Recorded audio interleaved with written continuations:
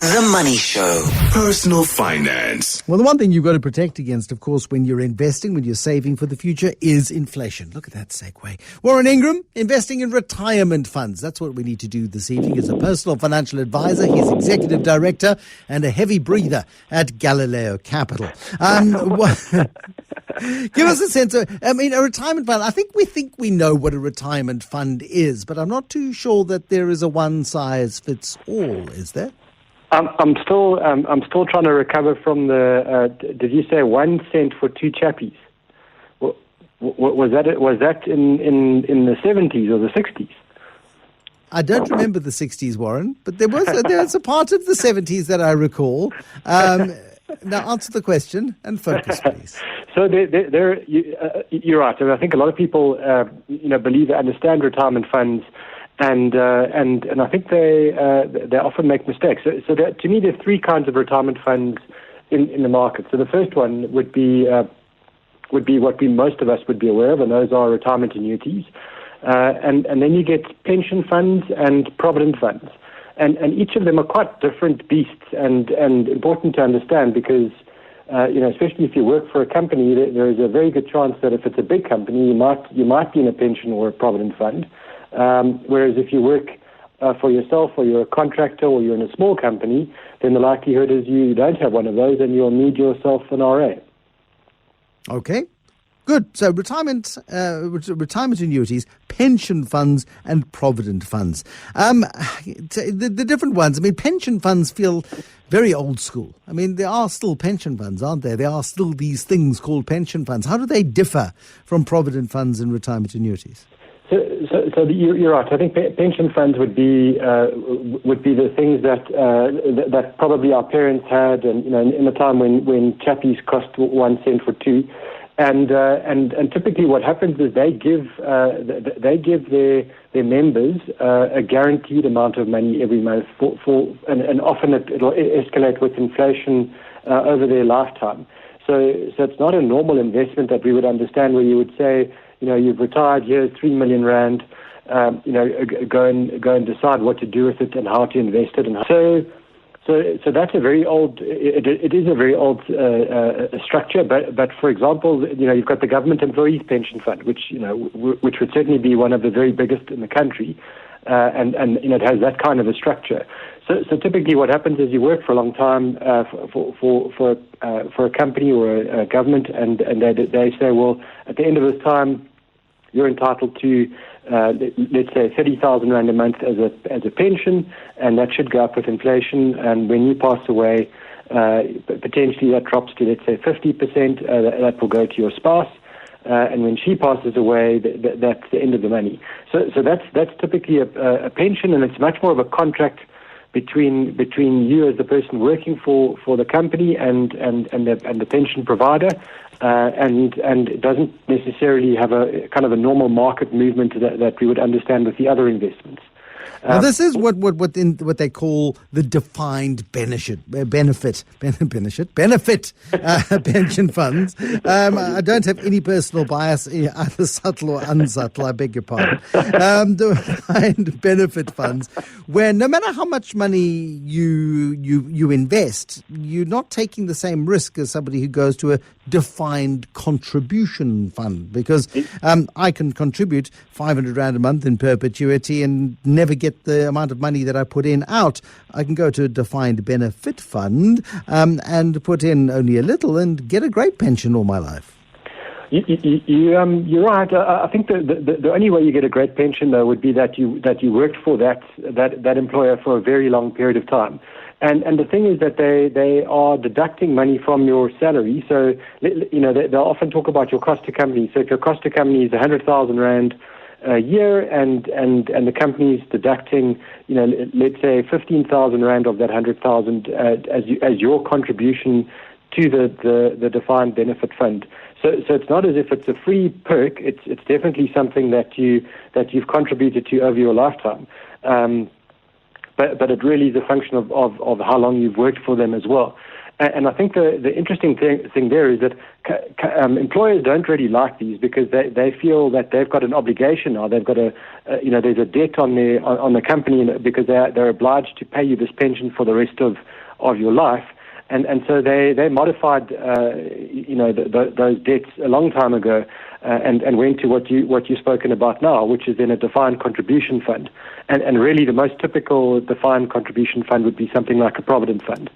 So you might contribute some money as an employee, and then your employer also contributes some money, but that is always your money. There's some rules around it and some laws around it. But if you passed away, for example, the money wouldn't disappear; it would go to your beneficiaries. So that's much more of a modern market-related type of investment where it's much more transparent. You really have a good idea of who's put the money in, how much it's worth, and then one day when you retire, you can decide to draw from that. You would put it into a living annuity, and there you'd say, well, I'm going to draw anything from 2.5% of the value of the investment up to 17.5%, and that's something that you control as the member going in and on the way out. So how then is a Provident fund different from a retirement annuity? Because the Provident fund looks like I can contribute, the company contributes. Retirement annuity is when you're cast out into the wilderness and you're making your life on your own. You kind of need some kind of pension savings, so retirement annuity is about the only option that is open to you. That's true. And I think the biggest difference will be how the money is contributed in the beginning. So for example, with a Provident fund, it's almost a salary sacrifice. In other words, staying with my 100,000 Rand example, if there's an agreement between you and your company that you're going to put in 15,000 Rand a year, what will happen is that contribution will basically look to the taxman like you're only earning 100,000 minus 15,000 as a taxable salary, and then you would be taxed on that difference. So 85,000 Rand a year, and then the SARS would say, okay, let's tax you on that. And then the 15,000 goes into your retirement fund, your Provident fund contribution, and off you go. The other big difference, the difference with an RA is typically you will earn your 100,000 Rand. Let's just say you're a contractor, so you get contracts that pay you out 100,000 Rand. Then you contribute on your own 15,000 Rand to your retirement annuity, and you claim a deduction back from SARS at the end of the tax year. So typically that's how the contributions work. The other big difference as well is that a Provident fund, you can actually do something which is really bad financial planning, which is you can cash in the money in your Provident fund when you want to, and the reason that's a bad idea is because you're going to pay a lot of income tax if you do cash in your Provident fund and set yourself back decades probably on your retirement savings, but there is that ability to do that, whereas an RA, you cannot do that. You can only access the money once you turn 55. So those are probably the two biggest differences with Provident funds and RAs. And also, I mean, the problem then comes in for making choices about the underlying investments, and this is where it gets complicated. There is so much regulation that goes into what you can invest in. I mean, literally hundreds of different options, and whether you go direct and whether you buy an index fund or whether you go for a managed fund, and what these things costs over time and the sorts of returns that you do or don't get. I was very grumpy over the weekend, and I scribbled some thoughts down when I was looking at and again, I understand that markets are tough and everything else, but I was looking at what my retirement annuity provider charges me for essentially doing no more than the market for years. And, if the lockdown has done one thing, it has forced me to have a little bit of introspection and to have a look around. And usually you're just too busy being busy, and you kind of occasionally throw some money in the direction of the retirement annuity, cross your heart and hope that it's all going to work out. But when you have time on your hands, you start going, hold on a second, but these guys are making more than I am. Yeah, so I think it's a very good point, and I think that probably you're right. It does get more complicated, and the first thing is, when you look at a retirement annuity, there are two main groups of companies that offer retirement annuities. So there are insurance company retirement annuities, and then there are investment companies. Most of the time, it's unit trust companies or an index provider, and they have quite different ways of charging. So an investment company, for example, they'll typically charge you almost a pay-as-you-go fee. So they won't charge you an upfront fee to go in. They won't lock you into some kind of a contract where they'll charge you a penalty if you decided to move your money. And their annual fees, they are usually quite transparent. It's quite easy to see on the statement exactly what you're paying. Insurance companies, on the other hand, have a kind of a different structure. It's quite an old structure. And typically you might well be charged some kind of an upfront fee for making a contribution to your retirement annuity. And let's say you at the age of 40 you decide to start a retirement annuity, and at the age of 45 you decide to move it from an insurance company A and you want to put it in an investment company. The insurance company is entitled to charge you a penalty for doing that. Because they have a contract with you where they believe they're going to earn a certain amount of money over the lifetime of that RA, and so they charge you that lost income as a penalty. And so to me, that's a big flag for investors who are looking at retirement annuities. Make sure that if you go into an insurance company RA, understand what the fees are, not just on the way in, but what they could be if you decided to move out of that RA. So I'm always a bit careful of insurance company RA simply because I don't like to be tied into something by a contract. I think you should be able to move if the company's not delivering. And that's the point also. The incentive to perform is removed from the asset manager. You sort of say, hold on a second, you expect me to pay you.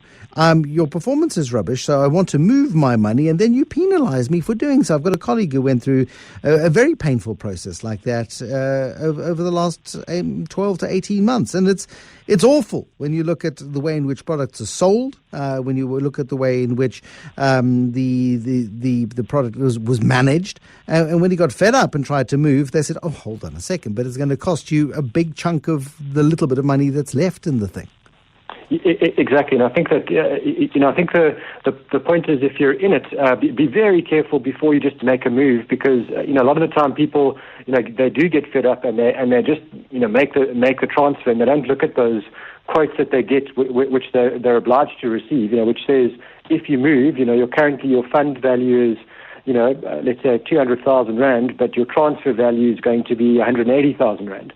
And people just look at the 200,000 and then get really upset when they realize once they're at their new RA provider that they've only got 180,000, and that's the penalty we're talking about. I think there's also a little bit of regulatory pressure which should be relieved here. There's two big issues around this. One is I don't think that retirement annuity should be regulated as a life assurance product, which is what happens today. They should be regulated as just simply as a normal investment like a unit trust, which would then reduce the cost even further, because I feel a bit of sympathy for unit trust companies that want to offer you an RA or a living annuity or something, because they've got two sets of regulations that they need to comply with now, the unit trust laws and the Life Assurance Act. And unfortunately, they've got to retain a certain amount of capital. They've got to do a totally different level of reporting, additional systems that need to be complied with. And it's really needless, and it's something that I wish the regulators would just scrap and just say, retirement annuity, it looks a bit like a unit trust, but it's a certain category. They did it with tax-free savings, so it's very easy for them to do. But I think it preserves, a bit of a moat for insurance companies that, they get to charge these fees because it's a life assurance product. And I think you're right. If they scrapped one layer of that regulation, which would have no impact whatsoever on the way the money is controlled and invested, but it would have a huge impact on costs for investors. And I think it's to the benefit of the insurance companies and to the detriment of you and me as the savers. So it is a big issue, and I think it's something that's so easy to resolve. I just wish they would do it. Why is it still so blooming complicated? I mean, even the language is exclusionary. Even there is so much stuff that just makes this world of saving for retirement so intimidating and so frightening for so many people. Well, I think just to upset the life assurance companies further, I think we're looking at a legacy issue here.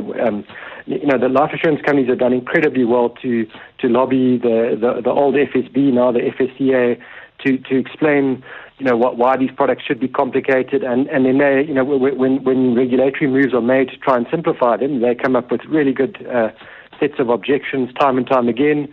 And the one thing about life assurance companies, they employ, hundreds and hundreds of lawyers, and then to, add to that lots of actuaries, and then a few clever accountants on top of that. And when you put that combination together, it's really lethal for people like you and me who just want simple investments, in a transparent and easy to understand way. And the reality is complexity works in their favor. It makes them, seem more clever than they are. For example, it makes it difficult to track performance, makes it difficult to understand the fees.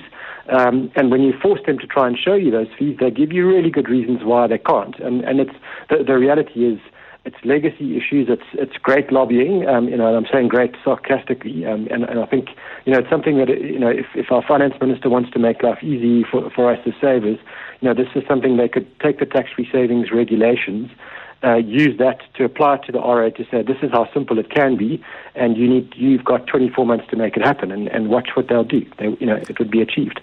What about the regulation? And there's a huge amount of concern that because of South African pension funds, because you get given a big fat tax break by government in order to save for your own future, that only a certain proportion of your money can be invested offshore. There's a huge debate around the validity and the value of retirement funds in South Africa because they're constrained by this thing called Regulation 28. Perhaps just a quick thought on that, and perhaps we can focus on what Regulation 28 is and why it exists and whether there are ways around it next week. But just a thought on Regulation 28? I don't really mind Regulation 28. I think there's some moves afoot now to actually expand it a little bit to give a bit more flexibility to investments. But I think the one thing about Regulation 28 is it forces some investment diversification. So you can't just invest everything in shares. You have to have some in cash, bonds, and property, for example. And you're allowed to get a fairly good exposure overseas. That could be wider, I agree. But I think it stops really bad behavior by investors or advisors or insurance companies.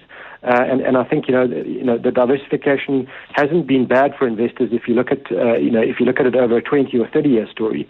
Although over the last 5 years you could argue that it would have been great to have 100% of your money in overseas shares. That's not always been the case. And I think bond exposure, for example, has been a great thing to have if you're a South African investor. There's some really good investments that have been heavily exposed to bonds that have done incredibly well for investors in the last few years. Okay, Regulation 28 in more detail next week. Warren Ingram, thank you. Warren Ingram is Director and Financial Advisor at Galileo Capital.